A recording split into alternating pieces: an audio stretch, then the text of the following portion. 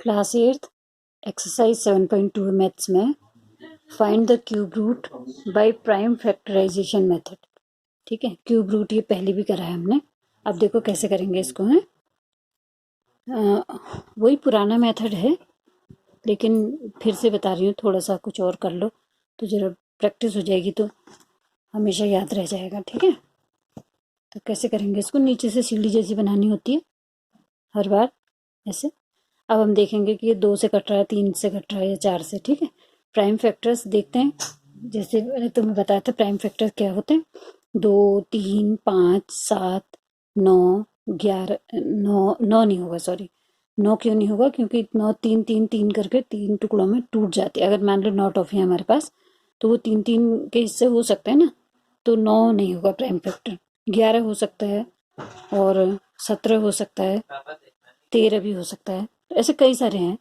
तो इस ये 2 से कट जाएगा क्योंकि यहाँ पर 6 दिखाई दे रहा है, तो 2 से काटना शुरू करेंगे। 1 तो कटेगा नहीं, 0 आ जाएगा यहाँ पर, तो हम 17 को काटेंगे। ठीक है, 17 नहीं आता 2 के पाड़े में, 16 आता है। 2 17 से छोटा, 2 अट्ठे 16। अब देखो इस 17 के नीचे समझो कि 16 लिखा हुआ है। ठीक है, ये जो मैं लाल पेन से लिख रही हूँ, ये तुम चाहो तो पेंसिल से लिख सकते हो, लेकिन ये दिमाग में लिखोगे, ये लिखना नहीं है। पेंसिल से लिखोगे तो इसको मिटाना सही रहेगा ना, इससे तो मिटेगा नहीं, लेकिन मैं तुम्हें दिखाने के लिए लिख रही हूँ। ठीक है, 2 अट्ठे 16, 17 के ठीक नीचे हमने 16 लिखा।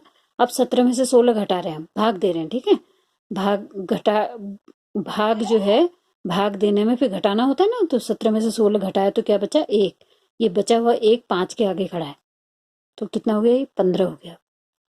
ठीक है, फिर करना नहीं है लाल से, लेकिन तुम्हें दिखाई दे इसके लिए कर रही हूँ मैं। हाँ, अभी तक अगर नहीं आया है प्राइम फैक्टर करना, तो मैं बता रही हूँ। अब ये 15 हो गया, और 2 के पहाड़े में 15 नहीं आता, 14 आता है, और 2 सत्ते 14 होता है।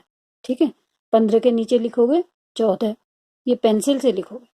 अब 15 में से 14 घटा, फिर बचा 1, इस 6 के आगे फिर 1 आ गया। ठीक है, फिर 2 अट्ठे 16, 16 में से 16 घट गया पूरा का पूरा, तो यहाँ कुछ भी नहीं बचा है।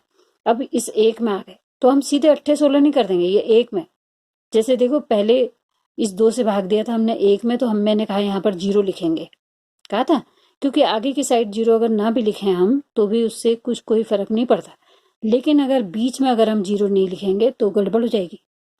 तो यहाँ पर 1 में भाग नहीं जा रहा है 2 का, तो उसके बदले हमें 0 लिखना पड़ेगा। अब हम 16 ले सकते हैं, 2 अट्ठे 16 हो जाएगा। अब देखो यहाँ पर 808 आया लास्ट में, और वैसे आता 88। देखो 88 और 808 में कितना अंतर है, 88 और 808। मान लो किसी ने तुमको 808 रुपए देने होंगे, और वो कहेगा कि मैं 88 रुपए देता हूँ, 808 ही तो है, 0 ही तो नहीं है बीच में, तो क्या तुम ले लोगे? तो दोनों में बहुत अंतर है, ये खाली 88 रुपए या 808 रुपए है। तो ऐसा ही ये शून्य ना लगाओ तो गड़बड़ हो जाएगी, नीचे को आंसर सब गड़बड़ आता जाएगा। तो अगर तुम चाहो तो ये एक तो पहले ध्यान देना है कि जो नंबर बीच में छूट गया है उसके बदले शून्य लगाना है, और दूसरा ये अंक जो है ये पेंसिल से तुम लिख सकते हो, ताकि कोई गड़बड़ी ना हो, इसलिए। ठीक है, आगे को अब बार बार नहीं करूंगी, एक बार कर दिया। ठीक है, चलो एक आध बार और करती हूँ। फिर 2 से कट जाएगा क्योंकि पीछे 8 है, 2 से शून्य में तो भागा जाएगा नहीं, तो इसको छोड़ देते हैं हम। अब 8 में जाएगा कितनी बार में, 4 में, 2 चक्को 8। ठीक है ना, 7 में कितनी बार जाएगा, 3 बार, 2 तिया 6। ये देखो 6 यहाँ पर लिख दे रही हूँ मैं। अब 7 में से 6 घटेगा, बचा 1, इस 8 के आगे 1 लगा दो, 2 नम 18, 18 का 18 पूरा कटिए। शून्य में तो जाएगा नहीं भागा, तो शून्य यहाँ पर उतारेंगे जरूर। ये वाला शून्य नहीं उतारा क्योंकि ये आगे था, ये बीच में है, तो बीच को उतारना पड़ेगा। अब 2 चक्को 8।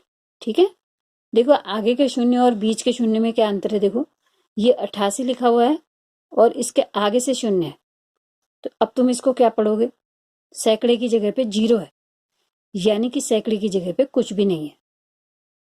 और ये 808 है, यहाँ पर सैकड़े की जगह पे क्या है, 8, और दहाई की जगह पे कुछ नहीं है, दहाई की जगह पे कुछ नहीं है। ठीक है, तो शून्य का देखो क्या मतलब है, समझ गए?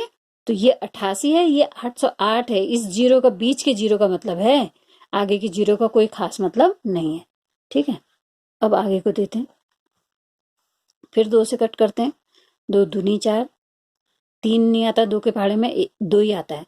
2 इक्कम 2, 3 में से 2 घटा दो, बचा 1, 19 हो गया ना यहाँ पर को। 2 नम 18, 19 के नीचे 18 लिखा हुआ है, सोचो दिमाग में, चाहो तो पेंसिल से लिख लो।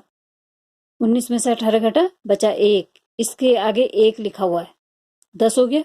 2 पंजे 10 और 2 दूनी 4। ठीक है, अब बार बार ये लिखेंगे नहीं हम। हाँ, चाहो तो पेंसिल से लिख लेना, नहीं तो मैं नहीं लिख रही हूँ। 2 इक्कम 2 पूरा कट गया। अब ये देखो 1 आ गया, 2 के पहाड़े में 1 तो आता ही नहीं, तो यहाँ पर 0 लगेगा। अब हम 19 ले सकते हैं। 2 नम 18, 19 में से 18 घटा 1, 5 के आगे 1 लिखा हुआ है, जो घटा हुआ बचा हुआ 1 है। 2 सत्ते 14, 15 में से 14 घटा 1, यहाँ फिर 12 हो गया।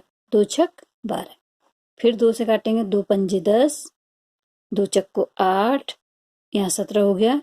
2 अट्ठे 16, 17 में 16 घटा 1, यहाँ फिर से 16 हो गया। 2 अट्ठे 16, 2 से काटेंगे। 2 दूनी 4, बचा 1, 5 में से 4 घटा 1 बचा ना, 14 हो गया। 2 सत्ते 14, 2 चक्को 8, 2 चक्को 8।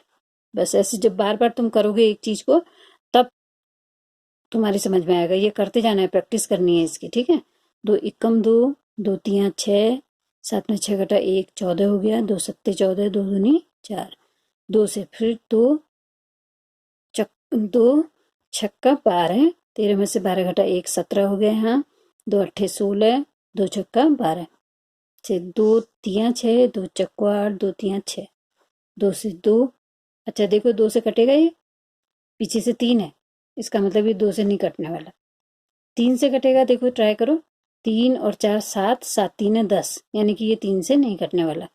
4 5 6 7, 7 से ट्राई करते हैं इसको, 7 से। ठीक है, 5 से भी नहीं कटेगा। क्यों नहीं कटेगा? क्योंकि इसके पीछे तो 3 है, और 5 से कौन से अंक कटते हैं? जिसके पीछे या तो 0 हो या तो 5 हो, तो ये 5 से नहीं कटने वाला। 7 से काटो। 7 चक्को 28, 7 पंजे 35, 35 तो ज्यादा हो गया, तो 7 चक्को 28, 29 30 31 32 33 34, क्या बचा? 6। इस 3 के आगे 6 खड़ा है, 63 हो गया। 7 नम 63, फिर 7 से 7 सत्ते 49, सारे टुकड़े हो गए। देखो 7 अभाज्य संख्या नीचे आ गई। ठीक है, तो गुणनखंड क्या है इसके, यानी कि प्राइम फैक्टर्स। ठीक है, गुणनखंड क्या है? 1 2 3 4 5 6 7 8 9 बार तो 2 है। 2 2 2 2 2 2 2 2 2 3 हो गए 9 बार। 1 2 3 4 5 6 7 8 9 हो गया ना 9 बार। और 3 बार 7 है, गुणा 7 गुणा 7। अब इनके 3 3 के जोड़े बना लेंगे। तो ये क्या आया? घनमूल ऑफ 175,616 इक्वल्स टू 2 गुणा 2 गुणा 2 गुणा 7। इन तीनों में से एक, इन तीनों में से एक, इन तीनों में से एक, और इन तीनों 7 में से एक 7। क्या है? 2 दूनी 4 दूनी 6, 6 सत्ते 6 छक 36, 6 सत्ते 42। ये आंसर है। ऐसे हम इसको भी करेंगे। ठीक है, इसको भी 2 से काटना शुरू करते हैं। यहाँ पर जगह नहीं बची, बहुत लंबा आ गया हमारा सवाल। 2 से काटते हैं। तो दूनी 4 तियां 6, तियां 6 दूनी 4 4, 5 में 4 घटा 1, क्या हो गया यहाँ पर? 16, 2 अट्ठे 16। फिर 2 से काटेंगे तो इक्कम 2, इक्कम 2, 3 में से 2 घटा 1 बचा, 13 हो गया यहाँ पर।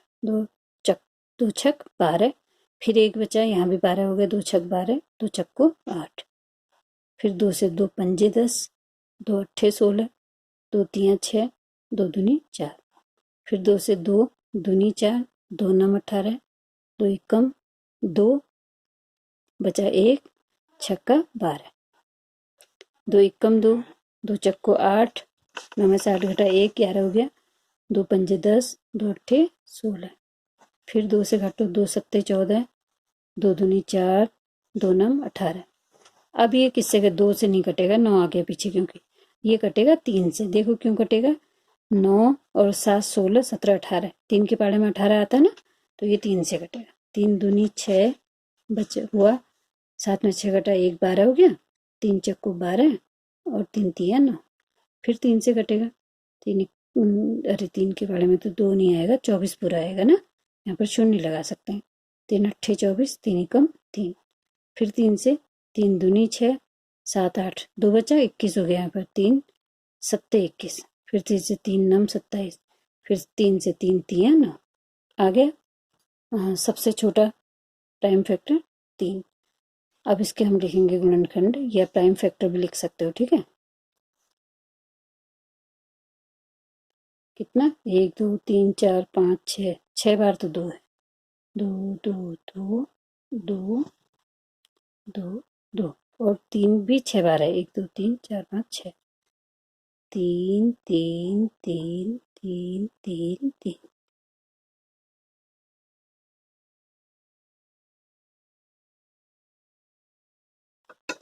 अब इनके जोड़े बना लो। जोड़े में 3 3 के बनने हैं, ग्रुप बनने 3 3 के। तो इसमें से 1 2 उतरेगा, इसमें से 1 2 उतरेगा, इसमें से 1 3 उतरेगा, इसमें से 1 3 उतरेगा। इन सबको गुणा कर लेते हैं। 2 दूनी 4, 4 तियाँ 12, 12 तियाँ 12 24, 12 तियाँ 36। ये आ गया हमारा घनमूल ऑफ 46656। ठीक है, ये आंसर हो गया हमारा। चेक करके देखना, 36 को 36 से गुणा करके, उसके बाद उसको फिर से 36 से गुणा करके, तो देखो ये आ रहा है कि नहीं आ रहा है आंसर। ठीक, इस तरीके से करेंगे। तो एक क्वेश्चन तुमको मैंने दिया है 9, ये वाला, ठीक है। 91,125 के गुणनखंड बनाने, ये तुम खुद करो। ओके।